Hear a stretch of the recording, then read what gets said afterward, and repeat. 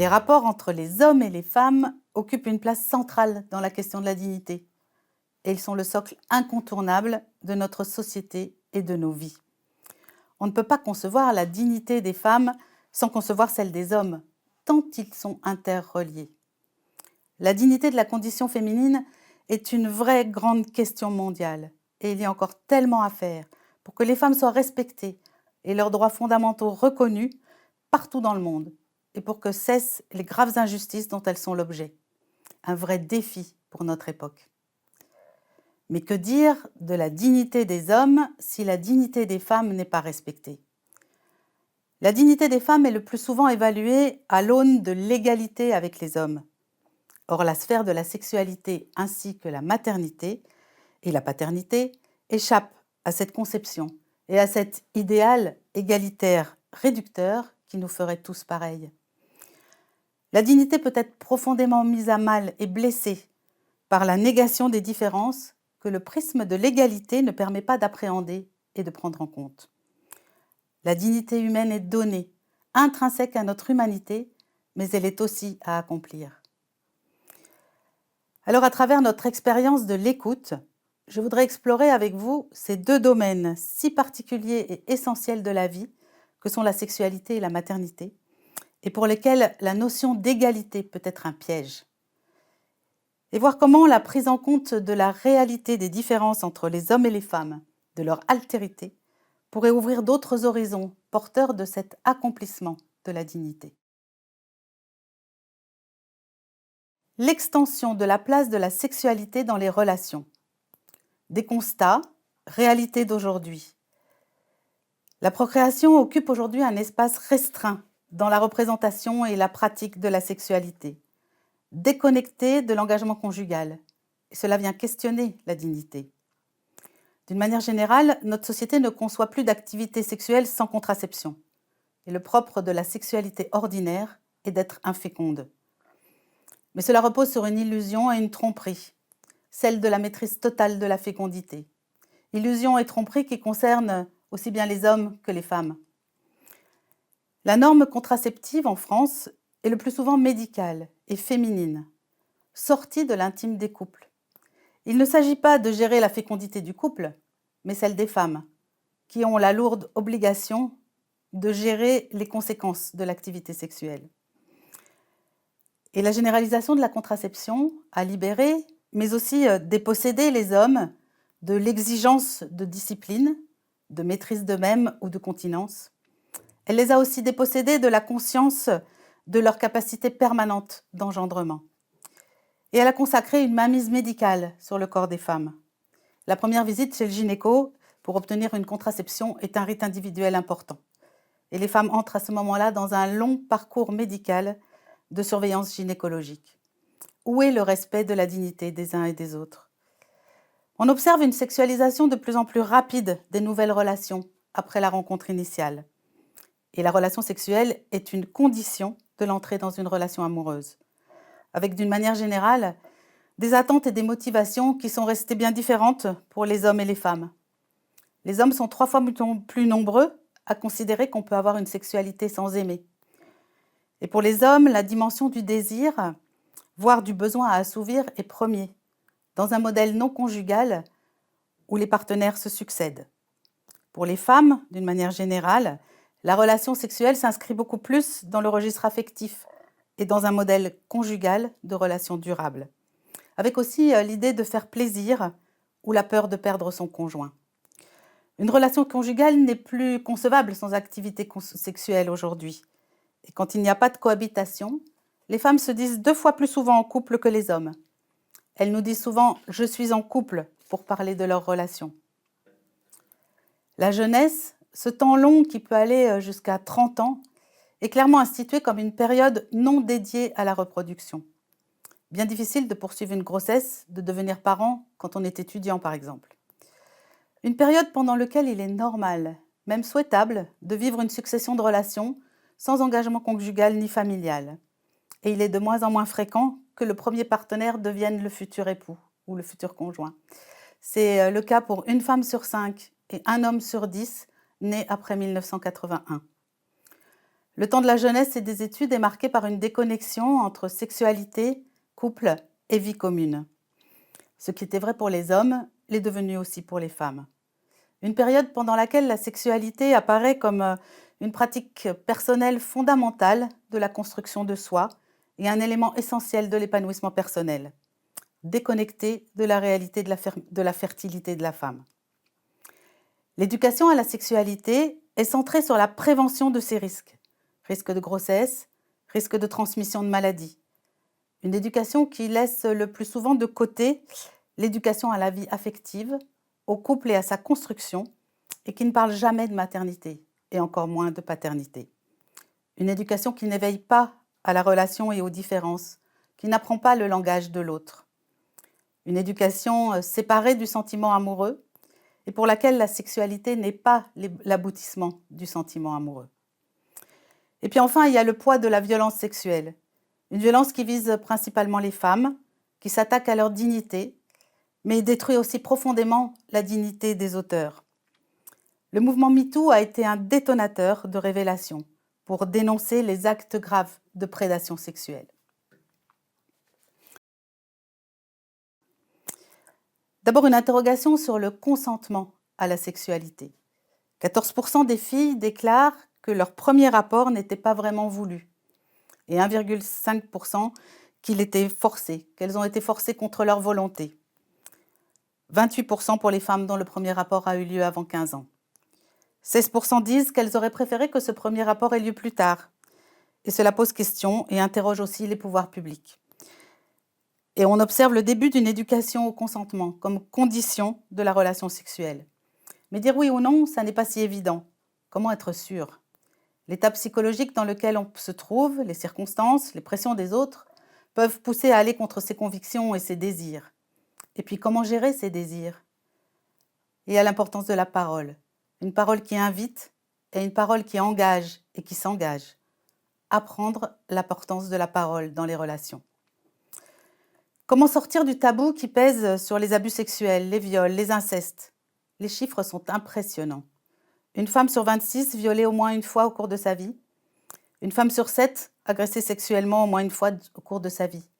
Les pouvoirs publics se sont engagés dans la lutte contre les violences avec tout un dispositif pour écouter, accompagner, mettre à l'abri les femmes qui en ont besoin. Et depuis le premier confinement, un numéro spécial a aussi été ouvert pour les auteurs de violences. On observe une prise de conscience des conséquences des expériences sexuelles sur la vie amoureuse et affective future.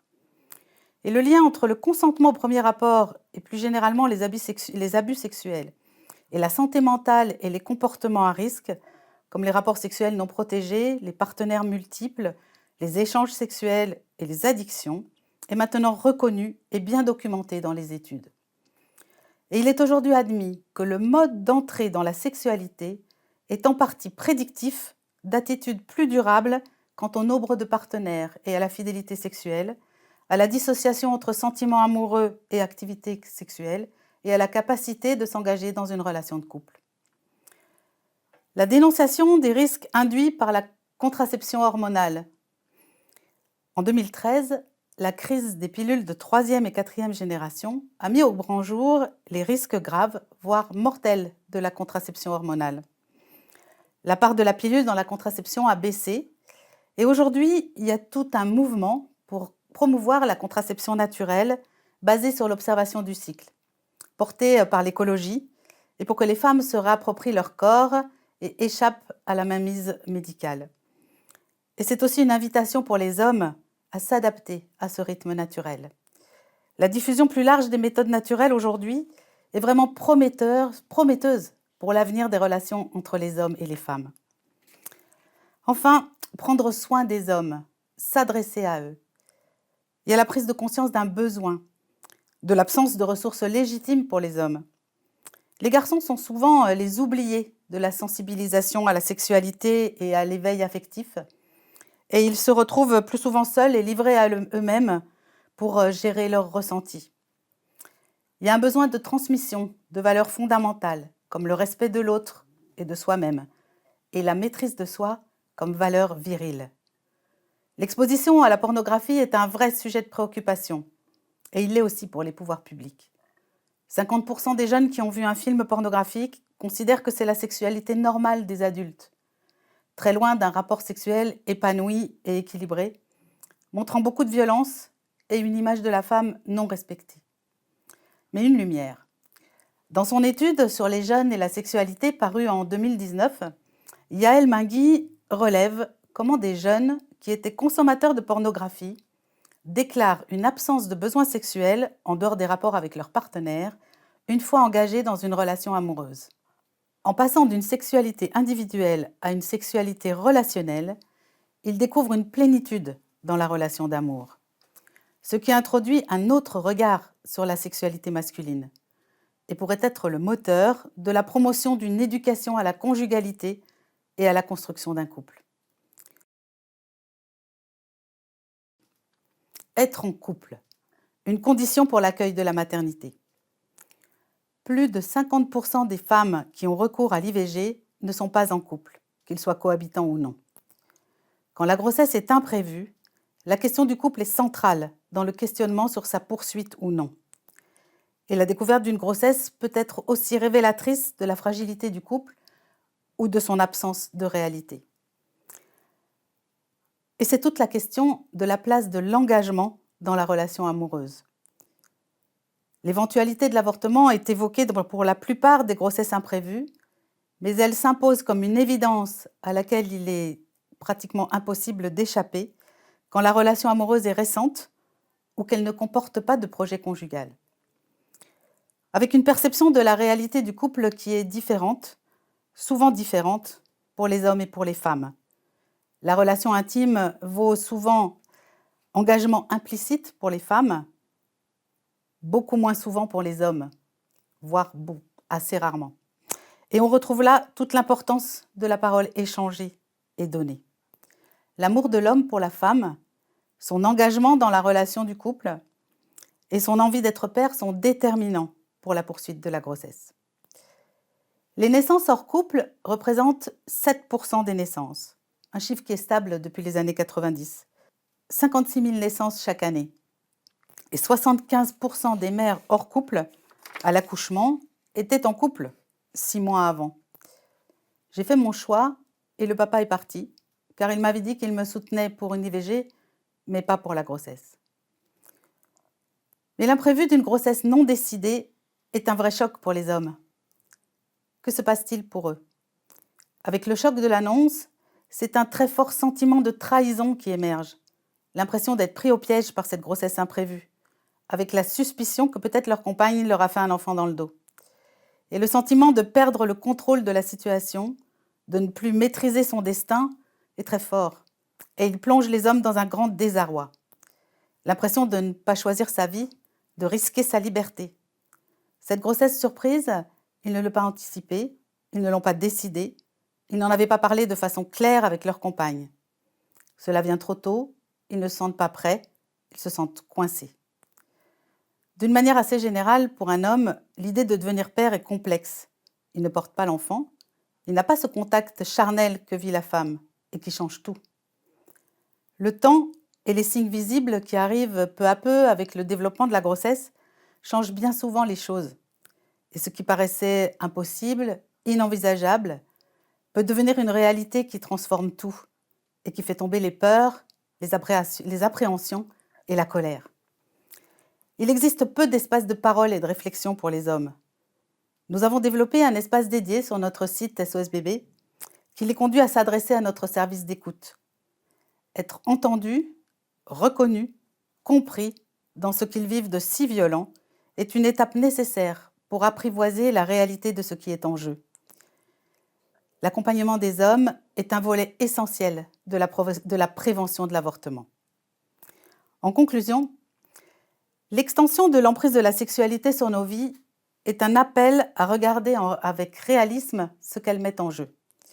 Il ne s'agit pas de cultiver une nostalgie du monde d'avant qui serait vu comme idyllique, sans contraception, sans droit à l'avortement, mais de regarder en face les réalités d'aujourd'hui pour saisir tous les espaces possibles pour construire un monde dans lequel puisse s'accomplir la dignité de l'homme et celle de la femme. Jamais nous n'en avions eu autant les moyens qu'aujourd'hui. Merci.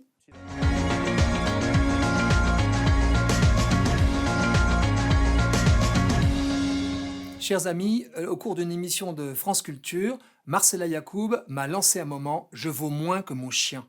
Voilà, cette expression choc manifeste bien où nous sommes arrivés autour de cette crise environnementale et de cette crise anthropologique qui, entrée en résonance, ont provoqué l'animalisme. L'animalisme est venu d'un constat d'abord, c'est que nous avons dégradé les écosystèmes, nous avons dégradé la biodiversité, elle est en danger du fait de l'homme, donc sentiment de culpabilité de l'homme et un basculement. L'homme a fini par se dégrader et des chercheurs, tout un courant de pensée, estiment que c'est abusif pour l'homme de se prétendre supérieur aux animaux.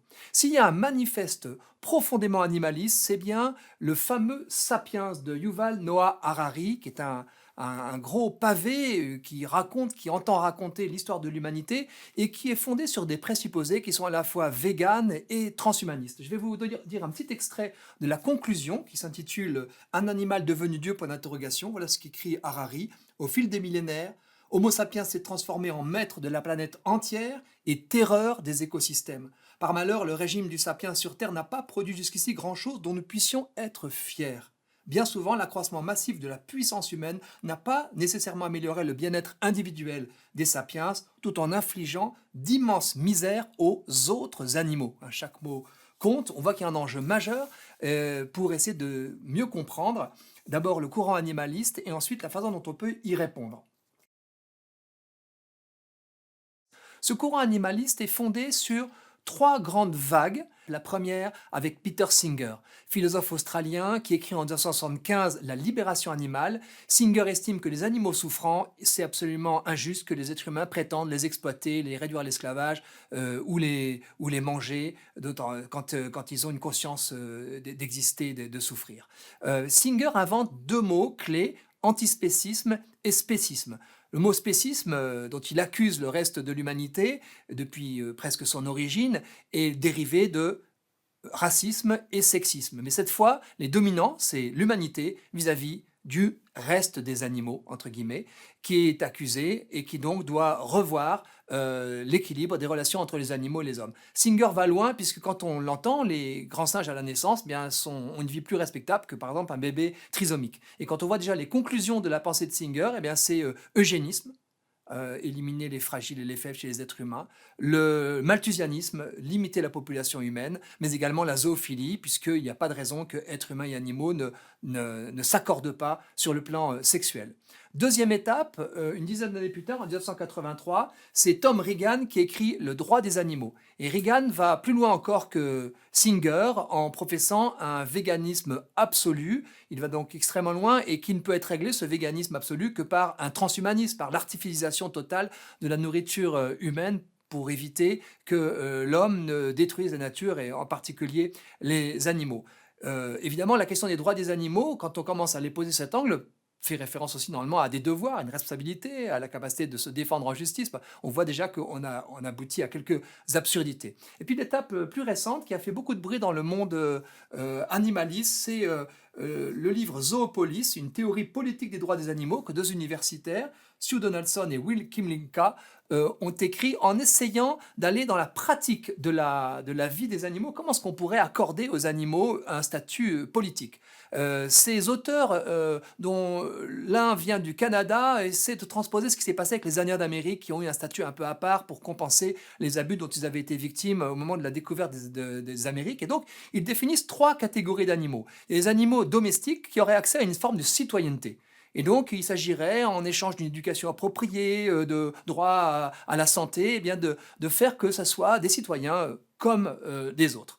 Une deuxième catégorie, c'est les animaux sauvages, et ceux-là, ils auraient droit à une souveraineté. Et donc, il s'agirait pour l'humanité de ne pas envahir des territoires où ces animaux dits, entre guillemets, sauvages, exerceraient leur souveraineté. Et puis, une troisième catégorie intermédiaire, ces animaux dits liminaires, c'est-à-dire ceux qui vivent au contact de l'homme, et parfois comme commensals, peut-être parasites de l'homme, et qui, en même temps, ne sont pas dans un monde sauvage ni domestique. Les rats, les goélands, les pigeons, peut-être désormais les renards ou les ours qui commencent à être présents dans les villes, eh bien, ces animaux animaux-là auraient un statut de résident, un peu intermédiaire. Et donc ils vont extrêmement loin, sans craindre parfois l'absurde, pour essayer de dire quel serait le statut politique de ces animaux, qui sont d'une certaine manière traités à leurs yeux un peu comme des personnes handicapées mentales, c'est-à-dire qui n'ont pas de statut. On voit là la dévalorisation d'ailleurs des personnes humaines, notamment les plus fragiles, assimilées à des animaux. 3 catégories farfelues, et tout cela est récapitulé dans des études animales. Moi, j'ai été frappé de voir l'intelligence, l'énergie, l'envahissement du domaine universitaire après les études de genre par les études animales qui n'ont de cesse de démontrer que l'homme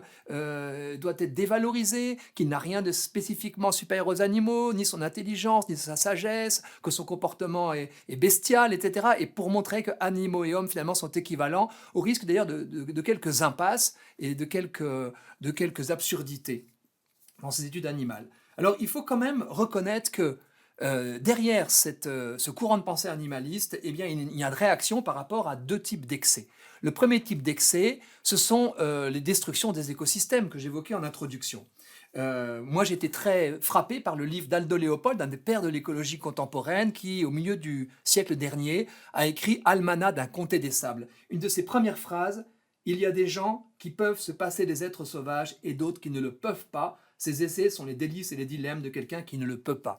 Et Aldo Leopold se désole de la destruction de l'écosystème de la Grande Plaine américaine, de la disparition complète du pigeon voyageur américain alors qu'il y en avait des milliards de spécimens, parce que la concurrence entre l'homme et l'animal s'est fait parfois dans une démesure, un hubris qui a été lamentable et avec la perte considérable pour le patrimoine de l'humanité qu'est la biodiversité animale. Donc premier excès qui nous concerne tous, dont nous avons tous conscience et qui continue de se perpétrer, de s'accélérer peut-être sous nos yeux.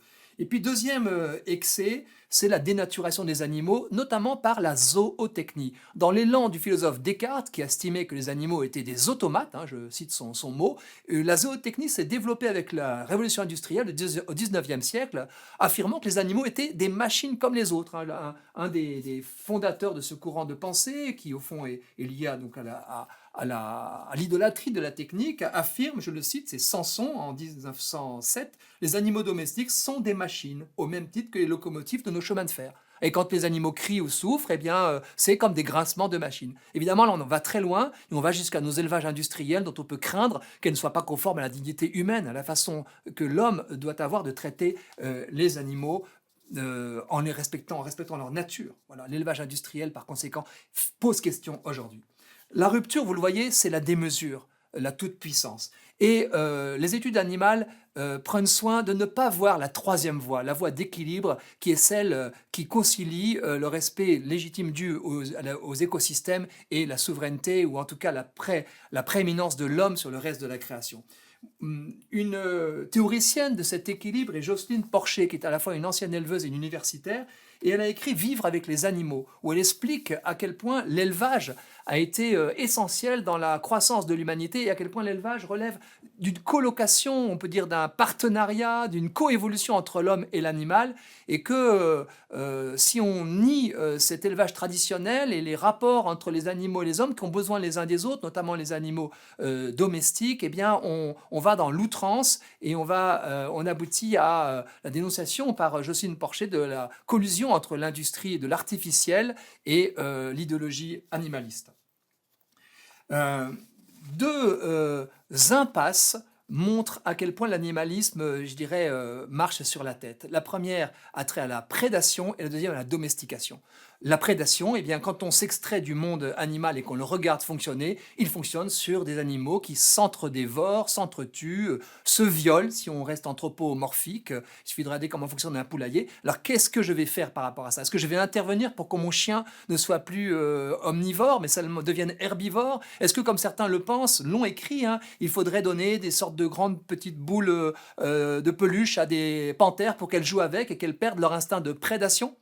Question, est-ce qu'on va intervenir dans le monde animal? On voit bien que là, c'est de la toute-puissance humaine si on prétend casser les magnifiques systèmes de prédation qui permettent à la pyramide alimentaire de fonctionner et aux écosystèmes de fonctionner. Donc la prédation est à contempler avec admiration, et de quel droit interviendrions-nous sur elle? Et puis cette prédation, par contre, on a envie d'intervenir lorsque ce sont nos propres animaux domestiques, je pense aux 8 millions de chats errants en France, qui sont pour 25% de la baisse des passereaux depuis 25 ans dans notre pays. Donc là, effectivement, on voit qu'il y a une intervention à faire. Quand les ibis sacrés d'Égypte s'envolent des eaux où ils étaient captifs pour aller dans le marais Poitevin détruire les écosystèmes, la Ligue de protection des oiseaux va supprimer les œufs de ces ibis sacrés, et tuer dans l'œuf l'ibis sacré. Des chasseurs aussi commandés par le gouvernement ont tué ces ibis pour que les écosystèmes soient préservés. Vous voyez, la sacralité de l'ibis n'existe pas. Par contre, les migrants venus d'ici ou d'ailleurs, d'Égypte ou d'ailleurs, sont sacrés. Et ça, une simple bon sens humain nous amène à cette conclusion. Prédation, par conséquent, et puis la contestation de la domestication.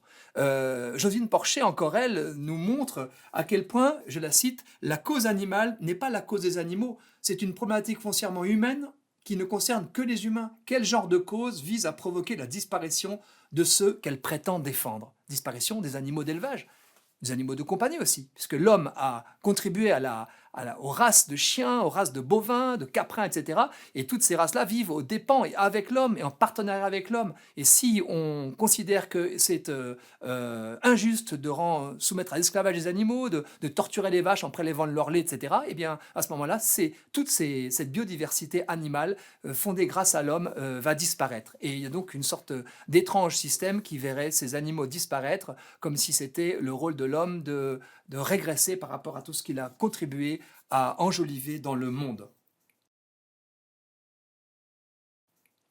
Deuxième partie, comment renouer de façon équilibrée dans notre rapport avec la nature? Et là, je vais faire appel à la réponse apportée par le christianisme parce qu'il est en accusation frontale par le parti animaliste, même si des chrétiens peut-être sont touchés par certains des arguments.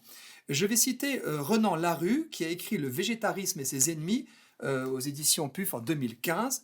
Voilà ce qu'il écrit. Le Christ accorde sa préférence à quelques-unes de ses créatures, les êtres humains, au détriment de toutes les autres. La délivrance d'un démoniaque a ainsi plus de prix que la vie de milliers de porcs. Le Christ est spéciste.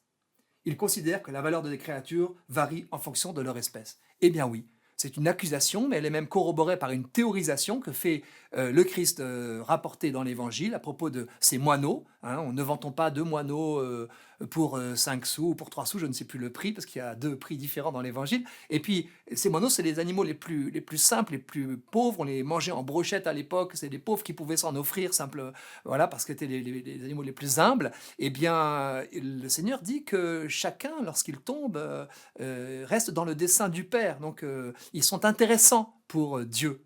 Mais combien plus valez-vous que tous les moineaux du monde? Voilà, la réponse est frappante. Il y a vraiment une hiérarchie, comme il y a une hiérarchie entre le petit chien et la cananéenne aussi dans l'Évangile. Elle est claire et c'est une théorisation qui nous fait vivre. La position du catéchisme de l'Église catholique, je vais la rappeler en quelques extraits d'articles. Les animaux, comme les plantes et les êtres inanimés, sont naturellement destinés au bien commun de l'humanité, passée, présente et future. D'où l'insert protection, c'est moi qui rajoute ça, 24-15, le numéro 24-15. Deuxième extrait, il est légitime de se servir des animaux pour la nourriture et la confection des vêtements. On peut les domestiquer pour qu'ils assistent l'homme dans ses travaux et dans ses loisirs. Article 24-17. Même article, les expérimentations médicales et scientifiques sur les animaux sont des pratiques moralement acceptables pourvu qu'elles restent dans des limites raisonnables et contribuent à soigner et sauver des vies humaines. Et enfin, il est contraire à la dignité humaine de faire souffrir ou mourir inutilement des animaux. C'est notre dignité humaine, article 24-18, qui nous pousse à traiter avec une forme d'humanité les animaux. C'est pour ça qu'on va euthanasier un chien, alors que dans la nature, les animaux crèvent dans leur coin, on le sait bien. Voilà. Alors pourquoi l'homme est-il supérieur aux animaux? C'est un sujet qui est débattu et avec un déni complet du courant animaliste par toutes sortes de petits bouts. Je dirais simplement, c'est la hauteur de vue de l'être humain. C'est le fait qu'il s'interroge sur le sens de sa vie et le sens de l'ensemble des vies, qu'il s'intéresse à l'ensemble, il a une curiosité infinie, il est poussé à se dépasser lui-même, cette hauteur de vue-là qui lui donne un statut très spécifique et qui explique d'ailleurs qu'on discute entre nous, parce que si aucun animal ne pourrait parler comme nous le faisons ou échanger sur l'ensemble de la cause de la planète qui nous intéresse tous. C'est bien la preuve que l'être humain, il a un statut différent de celui du reste de la création. Comment se situer à sa juste place dans ce foisonnement du vivant dont nous faisons partie, hein, extrait de la nature, extrait de la géosphère puis de la biosphère? Je vais vous proposer quelques axes. Premièrement, assumons-nous, assumons notre dépendance par la planète. Hein. Chaque molécule qui me constitue retournera ensuite à la planète. J'ai une dépendance et l'histoire de l'humanité est même étroitement liée, d'après les anthropologues, à l'histoire de la géosphère. Hein. La façon dont les climats ont évolué, dans les montagnes, dans les fractures, etc. Ça explique la raison pour laquelle les hominidés se sont développés plutôt à un endroit qu'à un autre. Donc j'ai toute une histoire avec la géosphère, mais deuxièmement, qui est le creuset aussi de la vie, hein, toute la vie qui est apparue il y a 4 milliards d'années sur Terre. Ensuite, j'ai une histoire aussi de cousinade très éloignée avec les primates, ces grands chimpanzés qu'on montre parfois comme nos alter-ego. Ils sont séparés de nous depuis 8 à 9 millions d'années, donc depuis extrêmement longtemps, alors que l'Homo sapiens date désormais, d'après les dernières découvertes, de à peu près 300 000 ans. On a découvert les plus anciens Homo sapiens au nord du Maroc il y a 2 ou 3 ans, 300 000 ans. Voyez, et ça fait depuis 9 millions d'années qu'on est séparés des chimpanzés. On a peut-être des ADN très voisins, mais la toute petite différence change tout, comme on le sait, dans une goutte de quelque chose qu'on met dans un verre, ça peut tout changer, bien sûr. Alors qu'est-ce qu'on a de plus? Qu'est-ce qui est différent? Eux, par exemple, sont ambidextres, ces grands primates. Nous sommes droitiers ou gauchers. Ils n'ont pas de fesses et nous en avons. Voilà, parce que nous avons une autre façon de courir et de marcher. Et par ailleurs, nous avons avec eux cette capacité de bouger notre épaule qui rappelle que nos ancêtres communs se baladaient de branche en branche dans les arbres avec cette brachiation, qu'on voit parfois dans les zoos, ces singes, vous savez, qui sautent de branche en branche. On est fait pour ça aussi, et c'est la raison pour laquelle nos sportifs, dans les barres parallèles et les barres asymétriques, font des mouvements que les chiens ou les chats ne pourraient pas faire malgré leur habileté et leur souplesse. Voilà, on assume ce cousinage. Troisièmement, on assume notre héritage de chasseurs, cueilleurs, pêcheurs. Hein, 97% des 300 000 ans de l'Homo sapiens se sont faits uniquement en chasse, cueillette et pêche. Et encore au 19e siècle, 20% de la population du monde vivait de cela. Voilà. Et ça, c'est notre héritage et on l'a assumé avec modération, mais aussi avec admiration pour tout ce qui nous a été légué par ces chasseurs-cueilleurs que nous fûmes avant d'être ce que nous sommes aujourd'hui. Quatrièmement, assumer notre histoire de colocation intime, de coévolution intime avec les animaux. Hein, nous sommes issus de la planète, mais nous avons coévolué notamment avec le chien. Hein, les anthropologues estiment que la domestication du chien par les chasseurs de l'époque, du paléolithique, hein, donc il y a très très longtemps, avant même l'élevage des bovins, 10 000 ans avant aujourd'hui, eh bien, déjà le chien était domestiqué, et cela explique partiellement pourquoi nous avons dominé sur le néandertalien, lequel certains se sont croisés lorsque l'Homo sapiens a quitté l'Afrique. Donc le chien a sa part dans l'histoire de l'homme a sa part dans l'histoire du chien. Nous sommes reliés aussi par cette amitié, entre guillemets, qui rend le chien si fidèle à l'homme d'une manière souvent qualifiée de emblématique. Cinquièmement, assumons notre apport à la planète. Certes, nous l'avons détruite et défigurée largement, et nous continuons de le faire, mais nous l'avons aussi enjolivée. Regardons les paysages, regardons le patrimoine en termes d'animaux, bien sûr, ou de plantes aussi, mais également en termes d'habitat. Et donc, certes, est-il nécessaire de se culpabiliser pour se responsabiliser, mais également de s'émerveiller et d'avoir de la gratitude pour les générations passées qui nous ont légué tout ce patrimoine, plutôt que simplement avoir une image dévalorisée et dégradée de l'être humain. C'est un être humain digne et qui va être capable d'assumer sa responsabilité. Ce n'est pas un être humain dégradé au rang d'animal. Sixièmement, assumer notre responsabilité unique, hein, la spécificité de notre dignité. C'est-à-dire, certes, nous faisons cause commune avec les animaux, mais nous avons une place prééminente. Le rhinocéros blanc ne s'intéresse pas à son avenir et nous intéressons à l'avenir du rhinocéros blanc d'Afrique. Nous voudrions qu'il survive parce que nous voulons le léguer aux générations futures. C'est cela, faire preuve d'humanité. En conclusion, sans doute ne pouvons-nous défendre dans le vivant notre dignité que si nous défendons notre sacralité. La sacralité de la vie, c'est ce qui confère notre dignité. Traiter un animal comme un prochain, ça serait destructeur de l'humanité. Hein, et les prochains, ce sont les êtres humains, et les animaux, nous avons vis-à-vis d'eux une attitude qui doit être dans le respect, qui est limitée à ce qu'ils sont, or ils ne sont pas des êtres humains. Si nous ne respectons pas l'altérité ontologique entre l'être humain et l'animal, nous ne respectons ni l'un ni l'autre. Hein. Il ne s'agit pas donc d'humaniser les animaux, de prétendre leur faire jouer des rôles qu'ils ne peuvent pas jouer parce qu'ils ne sont pas appelés à le jouer. L'homme passe infiniment l'homme, disait le grand Pascal, que j'ai déjà cité. Nous sommes appelés à plus grand que nous-mêmes. C'est cela qui nous pousse à voir l'échange, entre guillemets, que nous avons aujourd'hui. Il y a donc un choix. Hein.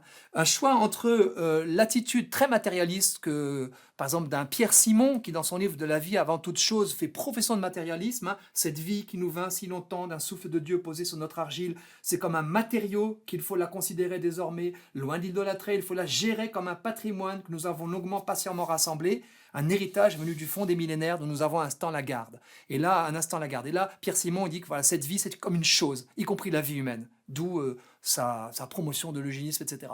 Et la réponse que nous pouvons lui apporter, ben, c'est celle de Paul Ricoeur, cité par le pape François dans Laudato Si. Je m'exprime en exprimant le monde. Alors, c'est-à-dire en donnant des noms, en regardant, en contemplant. J'explore ma propre sacralité en déchiffrant celle du monde. Il y a donc un lien étroit entre sacralité et dignité, et c'est ce lien donc, qui fait appel à la transcendance qui va nous aider à nous relier au vivant, hein, une sorte de gloire à Dieu et pied sur la terre, voilà, de telle sorte que nous soyons ancrés et ouverts en même temps à cette transcendance.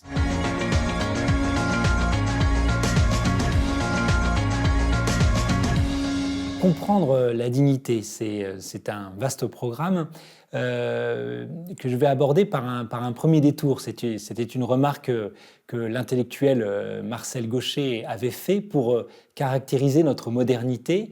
Il l'a caractérisée ainsi par la perte du complément d'objet, disait-il. Ça peut paraître abstrait, en réalité c'est assez concret. Regardez par exemple les slogans politiques de nos dernières campagnes présidentielles. Vous entendez le changement, c'est maintenant. Alors le changement de quoi, vers quoi? Ensemble, tout est possible. Qu'est-il possible ensemble? Ou yes, we can. Et même en marche. En marche vers où? Si l'on se met en marche au bord d'un précipice, c'est quelque peu problématique. Et j'avais déjà aperçu ça, pour ma part, dans les copies d'élèves qui concluaient souvent leur devoir de philosophie en disant « Mais de toute façon, le plus important, c'est d'être différent. » Être différent, certes, mais différent de quoi? Si je suis entouré de personnes intelligentes, faut-il alors que je devienne bête? La perte du complément d'objet, c'est ne plus savoir finalement, en effet, vers où nous devons aller, vers quoi nous voulons orienter notre changement. On dirait aussi en philosophie qu'on absolutise le relatif. Mais ceci a un bon côté pour notre modernité, et justement, c'est ce qui me mène à la dignité. Le bon côté de cela, c'est qu'en effet, la modernité a fait le pari que la dignité était quelque chose qu'il fallait prendre absolument. Pour le dire autrement, un homme est digne. Il est digne de vivre, il est digne d'être nourri dans ses besoins fondamentaux. Il n'est pas digne à condition de. Il n'est pas digne à condition d'eux, c'est-à-dire que sans doute pour les anciens, pour les opposés aux modernes, l'enjeu c'était de se rendre digne de son humanité, de se rendre digne des soins que nous allons recevoir, de se rendre digne des soins que nous avons un jour reçus. Être digne d'eux, c'était cela.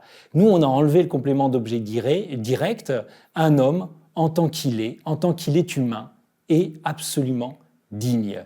C'est-à-dire que sa vie, ça n'est même pas, nous dit Kant, qu'elle a un grand prix, sa vie, elle est absolument sans prix. Comme le disait Primo Levi dans « Si c'est un homme », et pourvu que ce soit un homme, eh bien, dès lors, il est scandaleux de le traiter comme une chose, c'est-à-dire d'évaluer sa vie en fonction d'un prix qui permettrait de faire de cette vie un objet d'échange. La vie humaine est absolument sans prix. Alors ça, la modernité en a fait le pari. Je viens de vous citer Kant, qui peut-être a le mieux saisi en quelques mots ce que c'était que la dignité humaine, le fait de n'avoir pas de prix, d'être sans valeur, mais au sens d'au-delà de toute évaluation chiffrée, ce qui n'est pas le cas évidemment quand vous achetez des fleurs. Les fleurs ont un prix, ce qui n'est même pas le cas quand vous achetez un animal, votre animal domestique, vous l'avez payé normalement, sauf esclavagisme, sauf déni de la dignité humaine, eh bien la vie humaine est soustraite à l'échange marchand. Alors, pour être honnête, en réalité, cette idée, même si elle a été formulée et tentée politiquement par la modernité, nous vient de plus loin. C'est Phèdre qui disait « mon mal vient de plus loin », bien parfois notre bien vient de plus loin que nous modernes. Évidemment, cette idée, elle a des racines chrétiennes. Je pense à cet évangile de Matthieu au chapitre 8. Vous avez un centurion qui vient à Jésus, qui lui-même vient d'arriver à Capharnaüm, et le centurion se jette à ses pieds. Il dit que son serviteur est gravement malade, et Jésus se propose de venir le guérir. Et le centurion s'exclame « Seigneur, je ne suis pas digne de t'accueillir sous mon toit, je ne suis pas digne de te recevoir, mais dis une seule parole et mon serviteur sera guéri ». Ce qui a été conservé dans le rite catholique par cette formule « Seigneur, je ne suis pas digne de te recevoir, mais dis une seule parole et je serai guéri ». Là, on voit bien le passage entre être digne d'eux, une dignité qui aurait un complément d'objet, si l'on peut dire. Voilà, je ne suis pas digne de te prendre sous mon toit, je suis bien trop inférieur par rapport à ça, mais émerge cette idée qui va faire son chemin jusqu'à la modernité, que, eh bien, il suffirait d'une parole pour que je le devienne. Au fond, on n'est jamais digne, et l'humanité l'a toujours pensé, on n'est jamais digne de nos dieux. Zeus, pour les Grecs, est infiniment supérieur, et Allah, pour les musulmans, est impénétrable. On n'est jamais digne de nos dieux, mais là, vous avez cette idée qui commence à émerger, que nous avons peut-être affaire à un Dieu qui pourrait, en une seule parole, eh bien, rendre sa dignité à tous les êtres humains qui viennent la lui demander. Cette formule a été traduite par l'idée de fraternité. En effet, il y a un seul et même Père, c'est Dieu. Ce Père veut notre bien, ce Père a créé chacun pour sa plus grande joie, et donc tout enfant, en tant qu'il naît, est déjà absolument digne d'être aimé. Il ne doit pas faire ses preuves, on ne doit pas attendre quelques années avant de voir s'il est digne de recevoir un nom, comme on voit dans certaines cultures. Non, l'enfant est en lui-même une bonne nouvelle, car sa dignité, il la reçoit du seul fait d'avoir été un jour créé. Voilà donc l'origine de cette idée de dignité, l'universelle fraternité de ceux qui se savent primordialement et avant tout mérite, avant tout effort de se rendre digne d'eux, donc de ceux qui se savent toujours déjà aimés et en cela dignes. Mais il faut en effet remarquer que la modernité, elle, a tenté de penser l'absoluité de cette dignité qui est un attribut essentiel de l'humanité, pourvu que l'on soit un homme, une femme, un enfant, cela suffit. La modernité donc a essayé de penser cette dignité en dehors de l'arrière-fond religieux, indépendamment de ses racines chrétiennes. Et la question s'est tout naturellement et tout logiquement posée de savoir ce qui donne à l'homme cette dignité absolue, ce qui fait que l'homme est soustrait à l'échange, ce qui distingue en gros l'homme de la chose, de l'objet fabriqué, par exemple la table que je vais acheter, que je vends et qui en cela a un prix, ou même de l'animal, évidemment cette acquisition d'un animal domestique ou d'un cheval ou d'une vache, etc. Qu'est-ce qui fait que l'homme a ce caractère d'être qui échappe à l'échange marchand ? La réponse de Kant a été de dire que ce qui donne à l'homme sa dignité, c'est qu'il a une raison.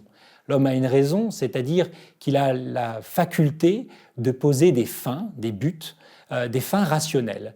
Et en tant que l'homme pose des fins, des buts, eh bien, il n'est pas possible de le traiter seulement comme un moyen.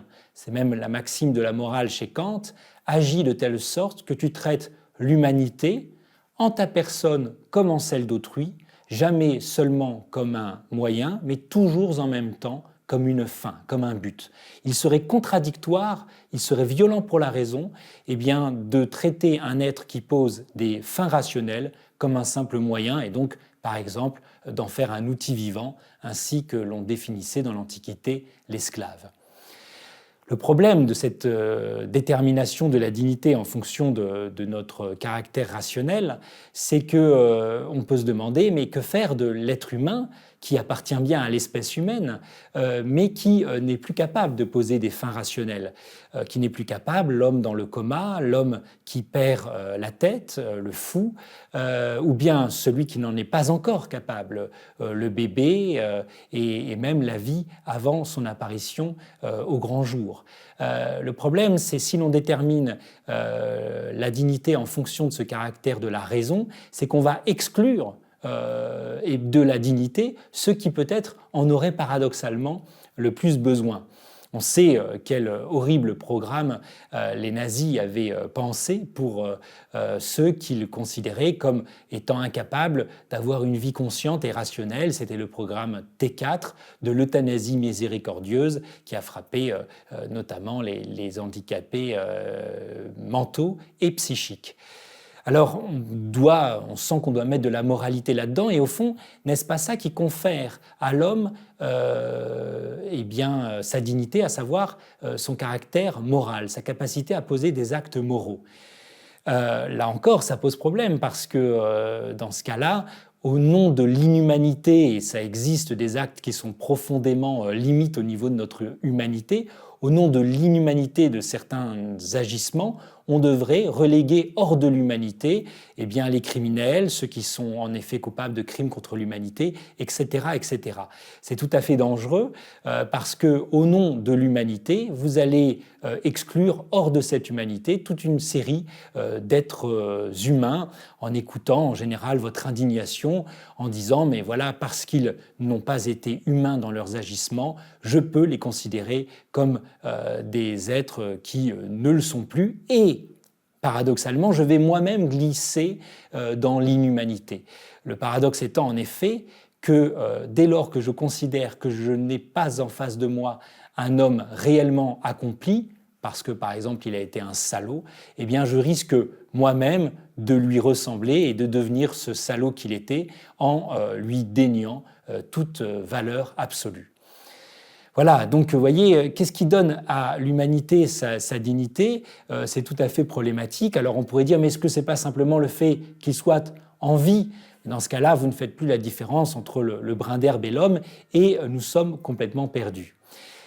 Alors, on voit que c'est tout à fait problématique. Il y a à la fois une bonne volonté dans notre modernité d'attribuer la dignité à tous les êtres humains, mais on ignore le critère. Et même la recherche de ce critère nous mène, comme on l'a vu, à l'exclusion hors de l'humanité de ceux dont on se demande s'ils sont bel et bien des hommes. Ou bien alors, et c'est peut-être encore pire, examinant cet être humain, handicapé mental, grand criminel, handicapé psychique, l'examinant pour voir s'il est bel et bien humain, en effet, je sors moi-même de mon humanité. Pourquoi ? Parce que je l'ausculte comme étant un objet. Je ne l'accueille plus comme étant une personne. Et je crois que c'est là le ressort précisément pour résoudre ce problème de la dignité et comprendre ce que c'est que la dignité.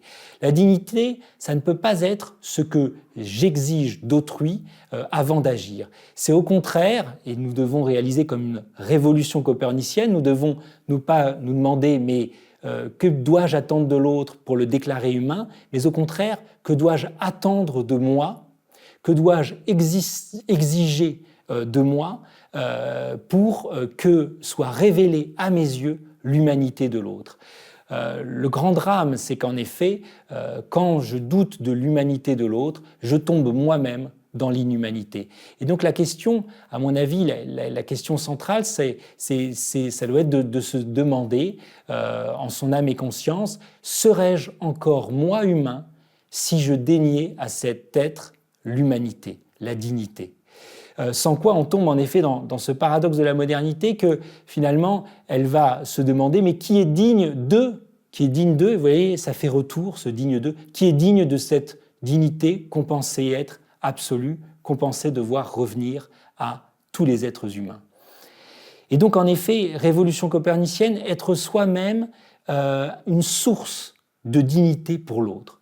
Non pas est-ce que l'autre est bien digne, mais suis-je au jour le jour, quotidiennement, dans mon regard, quelqu'un qui accueille l'autre non pas comme un objet que je dois examiner, vraiment est-il digne de mon amour, de mon attention, de mon intelligence, mais le supposant toujours faire émerger, faire exploser l'humanité de l'autre par mon regard. Et ce faisant, le regard devient véritablement quelque chose par quoi l'on devient gardien de son frère. Dans regarder, j'aime bien entendre le mot garder, j'aime bien entendre l'intensif re. Vraiment regarder quelqu'un, c'est poser sur lui ses yeux qui lui promettent de ne jamais, en effet, le traiter seulement comme un moyen, mais toujours en même temps comme un but. C'est ce regard qui va tenter toujours de deviner chez l'autre eh bien, le meilleur qu'il porte pour le faire émerger comme être humain, lui qui souvent, à cause des malheurs de sa vie, a été considéré comme une chose, comme une bête, comme un chien, dit-on, et non pas pleinement comme un homme. C'est Alain qui disait mépriser un élève, mépriser un peuple, il se fera lui-même méprisable. Faites-lui confiance, osez être une source de confiance pour l'autre, vous le verrez tenter d'honorer cette confiance que vous lui avez faite d'abord.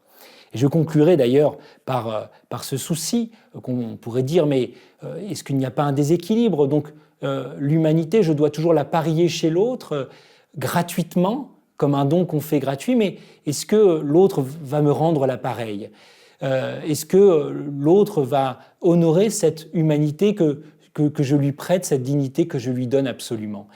À mon avis, c'est une fausse question et c'est une mauvaise question car on voit plutôt que, au fur et à mesure qu'on dénie à tel ou tel être humain et même qu'on considère l'ensemble de notre nature comme seulement un moyen et non jamais quelque chose qu'il faut en même temps respecter, eh bien, nous voyons à un moment donné rejaillir sur nous tout ce regard appauvrissant qu'on a jeté sur les choses.